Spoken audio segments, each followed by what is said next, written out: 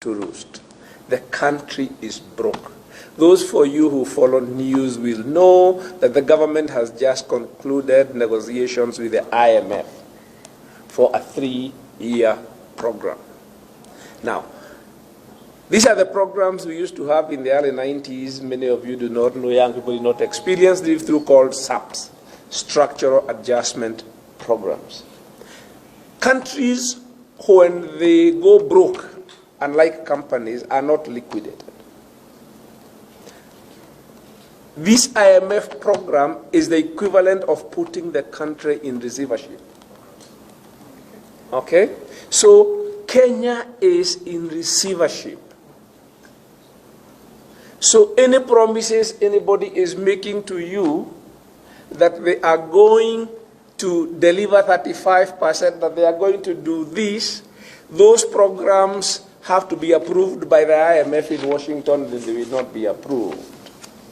Already, this is already being implemented. The austerity is already being implemented.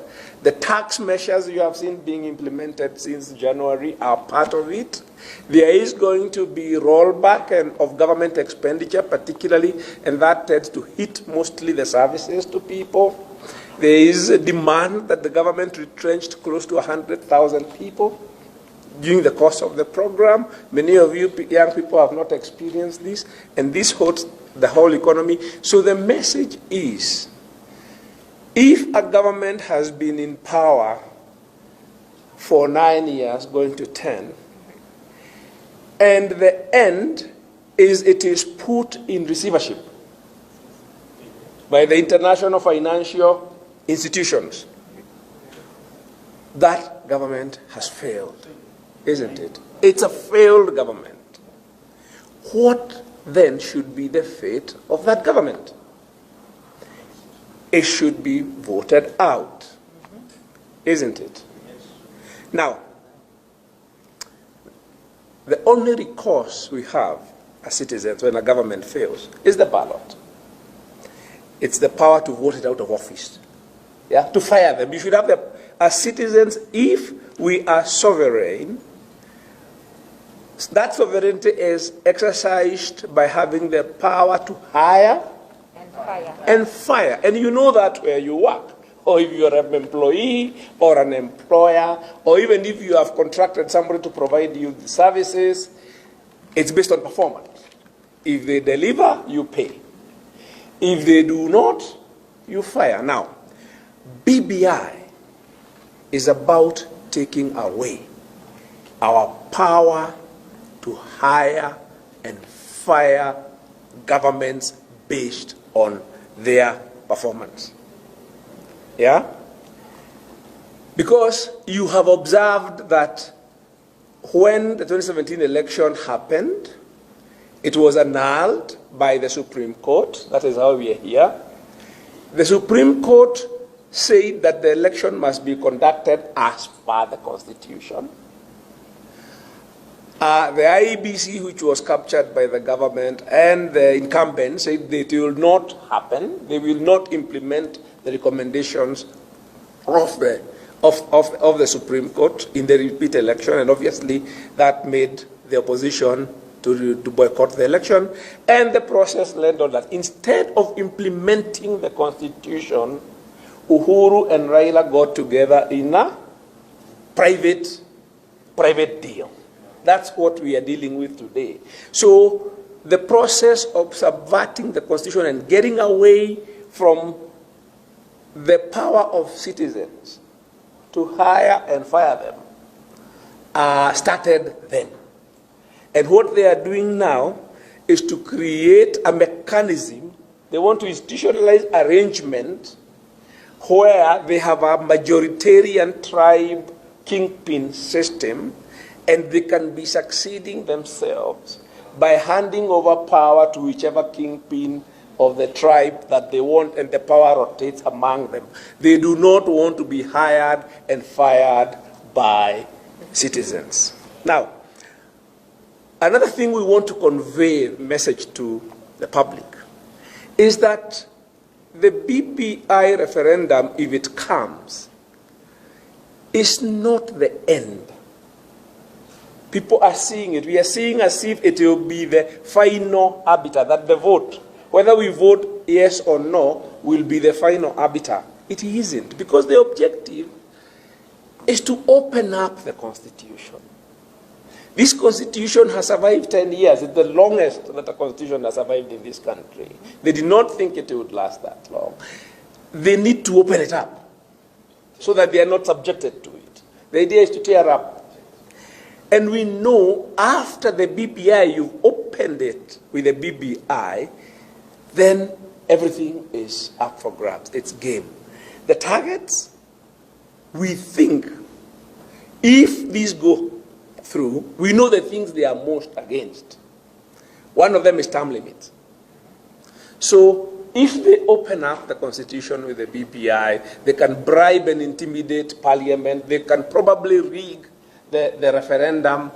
What is to stop them to come for a second helping? And the second helping will be to remove term limits. And that can be done before 2022.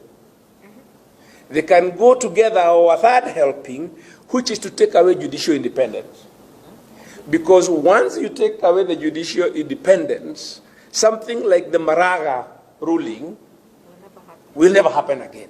Because that really rankles.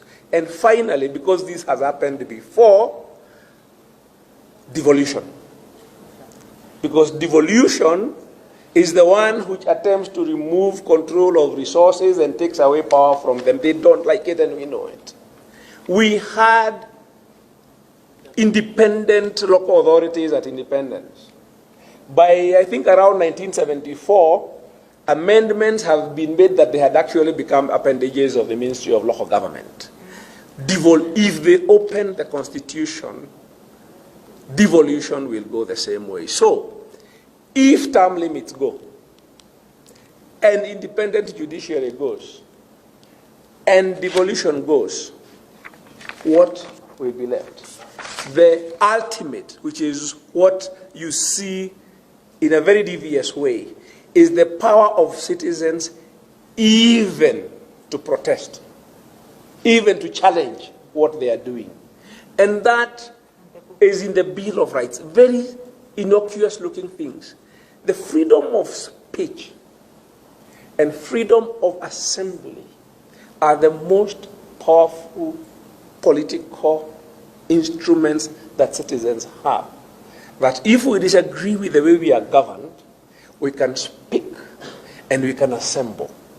Because what that does is undermine the legitimacy of those people who are trying to lie that they are governing people and the people agree with them. You have seen already that they are assaulting those powers. I saw last week or the week before, some activists from the coast, Muhuri, were arrested in Taita. And they were protesting health services failure.